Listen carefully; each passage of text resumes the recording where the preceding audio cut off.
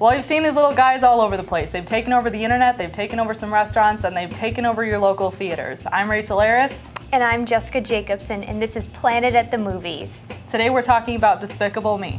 So Jessica, did you like it?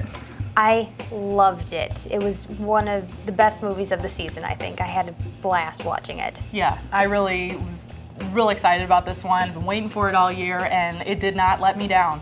Yeah, it's great for both adults and kids. You've got the rationalization for adults, and you have the innocence of children with, you know, tons of comedy. You're always laughing, and the Minions just blend it all together.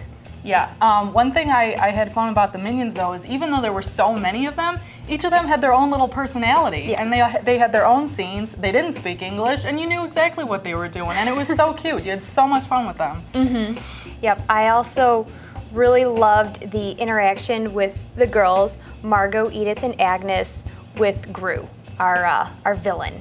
Yeah, watching Gru become like the dad was really fun. I mean, he gets the kids for a selfish, villainous reason, but towards the end, I mean, we don't want to spoil it for you or anything, but it's a really heartwarming, awesome story.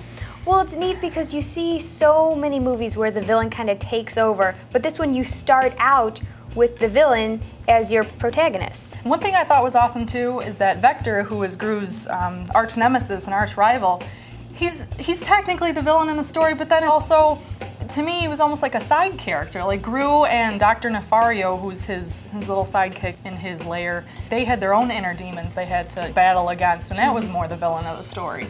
Yeah, no, it's interesting how it's made up of villains, but you gravitate toward one who's actually probably one of the best characters because he's so dimensional that you can identify with his bad side and have fun with him when he grows up to be a caring adult for these children. You saw it in 3D, correct?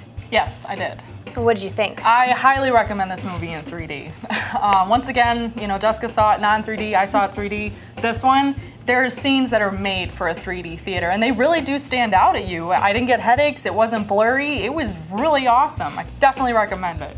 Now, do you think the movie works for a date night, for a family fun night? What do you think is the best way to describe the movie? I guess it depends on who your boyfriend or girlfriend is, if they're into animations, but this movie's for anyone and everyone. There's adult jokes, but there's also kids jokes. I mean, anyone can enjoy this movie. One of my favorite jokes in the movie is the name of the bank. When Gru goes in to get a loan, now I'm not going to give away the name of the bank, but pay attention to that part because it is pretty funny and very contemporary with our times now.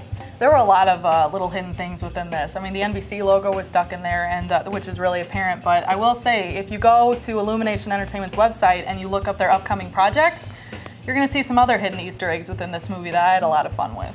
Yeah, I'm very excited for Illumination Entertainment's future projects just because they did such an amazing job with this film that I'm super psyched for what they've got in the future. Yeah, this was definitely a great movie to start off with. So I think it's pretty safe to say, I would say go see it. In fact, I would say go see it, and then afterwards go buy it on DVD. Well, yeah, I'm going to say see it again, and then buy it on DVD. Well, tune in next week as Rachel and I discuss Inception and The Sorcerer's Apprentice.